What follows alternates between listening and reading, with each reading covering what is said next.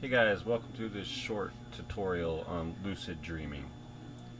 And I'm sure by now, I assume you already know what lucid dreaming is. The ability to consciously realize that you're dreaming while you're dreaming. And I'm going to go over the basic requirements for that, which is number one, dedication, because this is going to be the most difficult thing you've probably ever accomplished. I mean, when I first learned how to play guitar, it was easier for me to learn how to play Stairway to Heaven all the way through than it was for me to master lucid dreaming. So it's going to take dedication like none other. And you need to be excited about it, because if you're not excited about it, you're not going to be motivated enough to do it, because it's a very difficult challenge. And you need to be consistent about your efforts in doing it, because it takes some time for a lot of people. And your efforts need to be effective. You need to learn real practical practices that are going to help you to master the art of lucid dreaming. And obviously, you need good sleeping patterns. You need to be, if you have insomnia, you got to fix that first, obviously, because you need sleep. And you need to be patient, very patient. So let's get started. We're gonna talk about the basics you need to know.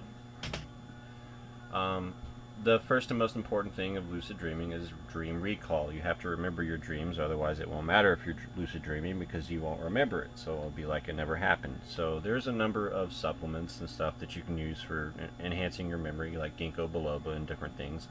You can look into foods that are good for memory. Your diet definitely affects your brain chemistry, your biology, and everything. So you are what you eat. It definitely matters.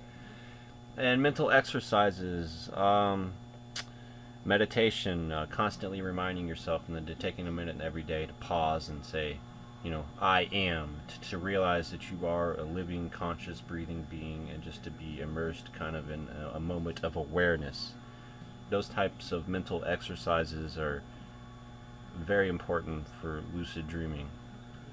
And the other one is a dream journal, which is a diary of your dreams that you write down every month. Because if you're not interested in your dreams, you're not delving into them, you're not seeking them out, you're not writing them down, you're not analyzing them, then how are you going to try to become lucid? I mean, you have to start making them a big portion of your life.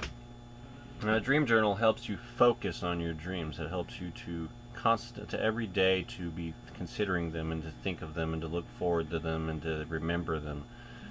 It helps you to recall your dreams, and it inspires you to dream more, and it enhances your memory.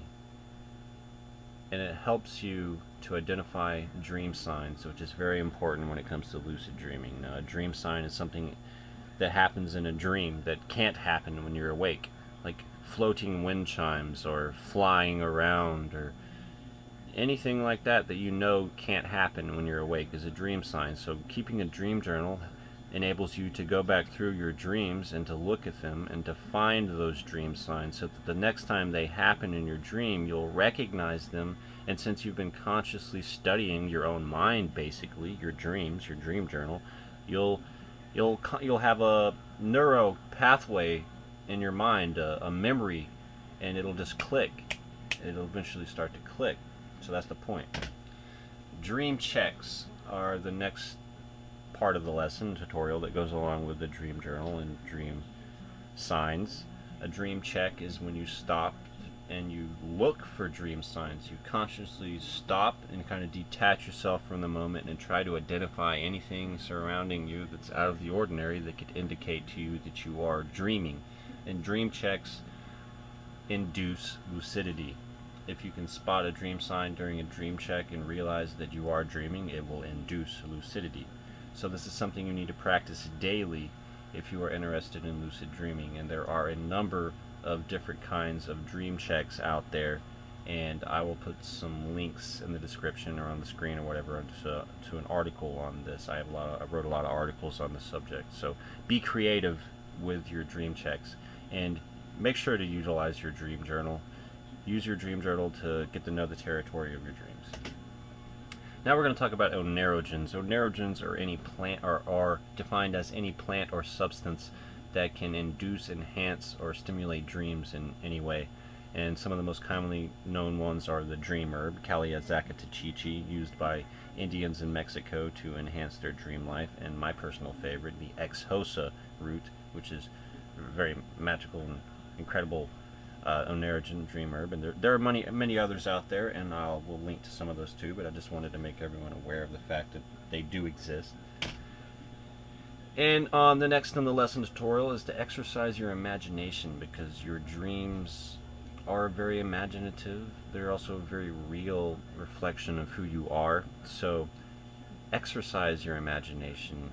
Paint or draw your dreams, or paint or draw, period. There are adult coloring books with psychedelic art in them that you can color. It's really good for your mind. And look into color therapy, because colors have actually been researched. I'll talk about that in the next section. I'll save it. But yeah, colors are a language of the mind. And read books for entertainment, anything like that, to get your imagination and going, the fantasy kind of creative portion of your mind, because that's all the same kind of part of your mind as dreaming, the dreaming mind. So when I was saying about colors, use colors. Colors are a language of the mind. They have their own vibes. There's a bunch of science behind it. Carl Jung was into colors and how they affected our subconscious, and advertisers use them and everything. The colors have an effect on you. And the reason I'm using green on this presentation is because green is a color which promotes memory. So I'm using it to help you guys learn.